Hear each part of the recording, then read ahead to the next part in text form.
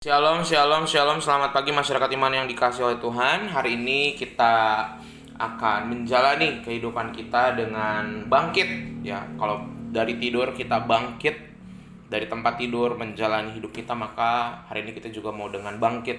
Kalau ada hal-hal yang membuat kita jatuh, ada hal-hal yang membuat kita down, ada yang membuat kita tidak mampu berdiri, percayalah bahwa Tuhan sudah bangkit dan Tuhan juga yang akan membangkitkan kita untuk menjalani kehidupan ini. Bersama-sama kita pujikan Kidung Jemaat 194 bait pertama dan yang kedua, Dikau yang bangkit maha mulia. Kidung Jemaat 194 bait pertama dan yang kedua, Dikau yang bangkit maha mulia.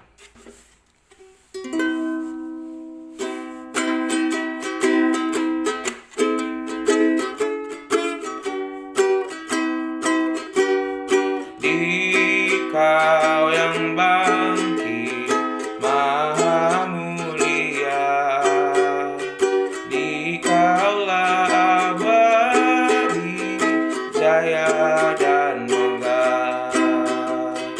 Turun malak sorga, putih cemerlang. Kubur ia buka, tanda kau menang. Dikau yang bangkit maha mulia, Dikaulah abadi, jaya dan megah.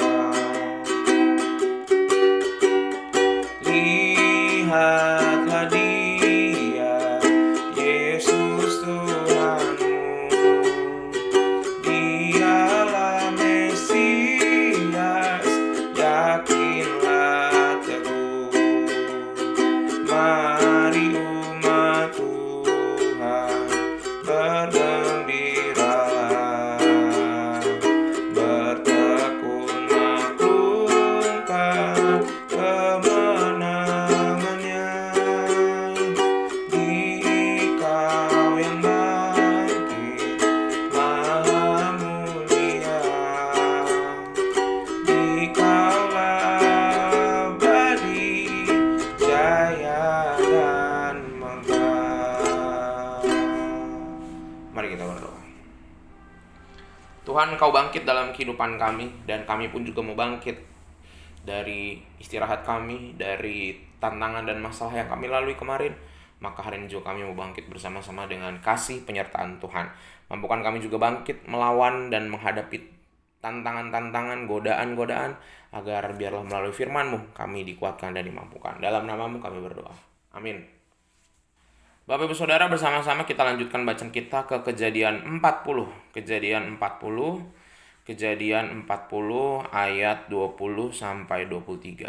Kejadian 40 ayat 20 sampai 23. Kejadian 40 ayat 20 sampai 23. Dengarkanlah sabda Tuhan. Dan terjadilah pada hari ketiga, hari kelahiran Firaun, maka Firaun mengadakan perjamuan untuk semua pegawainya. Ia meninggikan kepala juru minuman dan kepala juru roti itu di tengah-tengah para pegawainya. Kepala juru minuman itu dikembalikannya ke dalam jabatannya, sehingga menyampaikan pula piala ke tangan Firaun. Tetapi juru roti itu digantungnya seperti yang ditakbirkan Yusuf kepada mereka. Tapi Yusuf tidak diingat oleh kepala juru minuman itu, melainkan dilupakannya. Kacang lupa akan kulit. Bapak Ibu Saudara, kita pasti punya pengalaman-pengalaman ketika dalam berrelasi ya, berteman ataupun bersaudara. Kita itu orang-orang yang seharusnya memang hidup selalu saling membantu gitu ya. Dan kita juga sih dibiasain, harusnya ya setiap keluarga dibiasakan dari kecil bahwa kalau ada orang butuh pertolongan kita bantu. Terutama orang-orang terdekat kita, keluarga, teman gitu ya. Dan ketika kita membantu juga, saya percaya anak-anak Tuhan tidak pernah pamrih begitu ya. Untuk selalu menolong orang lain itu jadi sebuah kewajiban, panggilan untuk hidup dalam komunitas. Nah, ketika kita bertumbuh, tentu saja ada orang-orang yang cukup dekat sama kita, yang kebaikannya kita rasakan dan kebaikan kita juga dirasakan orang itu. Tapi tidak jarang ada orang-orang yang tidak tahu berterima kasih. Sebenarnya kita nggak mengharapin juga sih ya, tapi namanya juga manusia, kita kan masih ada kedagingan. Pamrih itu walaupun kita bilang kita nggak nolong, nggak pamrih, tapi minimal tahu diri lah gitu kan, kita udah tolong ya. Ada orang-orang yang suka lupa udah sering ditolong sama kita, bisa di saudara kita, teman kita, dan orang itu entah dia ngelupain kita atau justru malah ngejahatin kita. Biasanya respon kita adalah kalau kita dilakukan seperti itu, biasanya kita emosi ya. Kalaupun nggak emosi, sebel lah, minimal sebel, kesel gitu kan, aduh kenapa ini orang bisa begitu. Kalau nggak kita marahin, biasanya kamu tuh gini-gini dulu loh. Nah, mulai kita mengungkit-ungkit gitu. Sebenarnya nggak ada niat jahat sih, cuman biar orang ini sadar, mbok jangan kayak gitu gitu loh. Toh kita kan sama-sama, kita udah hidup bersama bareng-bareng, atau saya sering, kita udah dari kecil, udah dari lama saling tolong menolong, kok dihianatin, kok disakitin gitu, kok malah dilupain gitu. Tapi itu manusiawi sekali. Nah ini juga yang dialami oleh Yusuf. Yusuf setelah masuk penjara gara-gara istri Potifar, dia di penjara ketemu sama juru minum dan juga juru rotinya raja gitu ya. Dia uh, membantu menafsirkan mimpi kedua orang ini gitu. Yang satu mimpi buruk, satu mimpi yang bagus. Uh, dan itu mungkin karunia Yusuf ya, untuk bisa menafsirkan mimpi. Walaupun kalau zaman sekarang kan mimpi itu bicara soal masa lalu ya, tapi khusus Yusuf, jadi dia bisa menafsirkan mimpi, dia dikasih karunia bahwa dia bisa menafsirkan mimpi orang. Tapi bukan berarti mimpi orang itu selalu tentang masa depan, lo ingat loh. Tidak semua mimpi tentang masa depan, tapi karena Yusuf dipilih Tuhan, dikasih talenta itu, maka mimpi orang itu bisa diterjemahkan sama dia gitu ya. Jadi ingat, jangan dibalik. Jadi yang dapat karunia ini bukan si juru minum sama juru roti, tapi Yusuf. Nah setelah Yusuf menerjemahkan itu bahwa nanti juru minum akan dapat pekerjaan lagi, juru roti akan sengsara begitu ya. Nah yang menarik adalah dua orang ini, yang satu juru roti tidak pergi ataupun dia tidak mencari kiat untuk menghalangi kejadian yang akan terjadi ke depannya. Dan saya melihat bahwa memang sekalipun ini adalah mimpi buruk buat juru roti, kita belajar rupanya juru roti ini adalah orang yang mampu menerima kenyataan kalau dia kan mati. Sedangkan juru minum anggur adalah orang yang tidak tahu berterima kasih. Jadi orang yang benar baik mengenaskan hidupnya, orang yang tidak tahu berterima kasih, yang kurang baik, justru malah mendapatkan anugerah. Sedangkan Yusuf yang jelas-jelas dia baik betul, udah itu dia juga sama kayak juru roti tadi. Nah Bapak Saudara, hari ini kita mau belajar seperti Yusuf, bahwa kadang-kadang kita udah nolong orang tapi orang itu nggak tahu terima kasih, dan ya udah nggak apa-apa.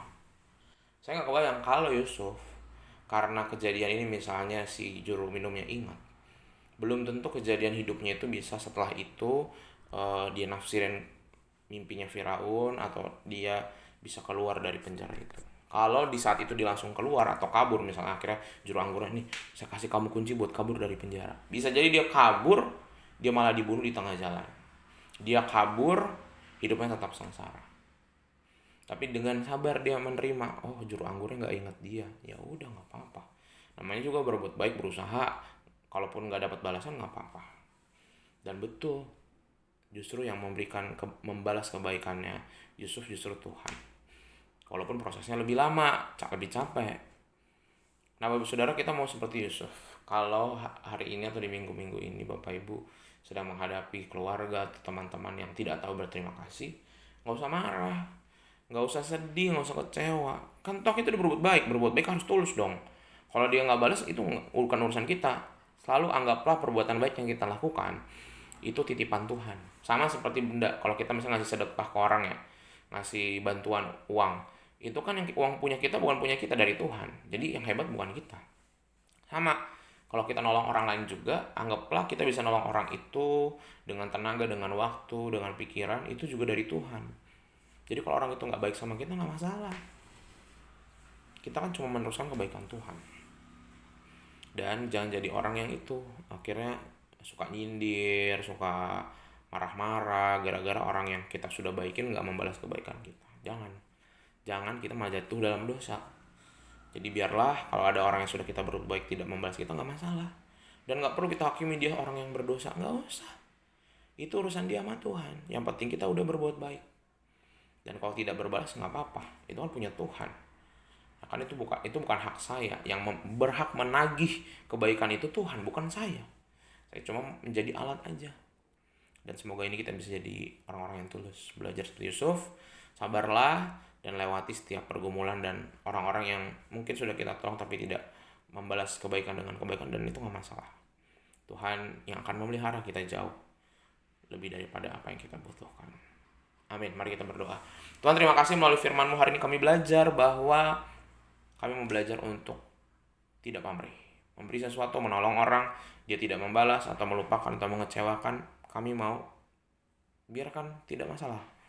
Karena apa yang kami punya dari Tuhan semua. Ajarkan kami untuk lebih tulus Tuhan, mengasihi orang, memberi, dan ajarkan kami untuk punya sukacita setiap kali kami memberi. Dan biarlah kami menjadi orang-orang yang selalu boleh fokus pada kasih setia Tuhan dan tidak menaruh pengharapan kepada orang lain. Kami serahkan ya Tuhan kehidupan kami hari ini, dalam nama-Mu kami berdoa. Amin. Selamat pagi, Tuhan Yesus memberkati, tetap bersemangat.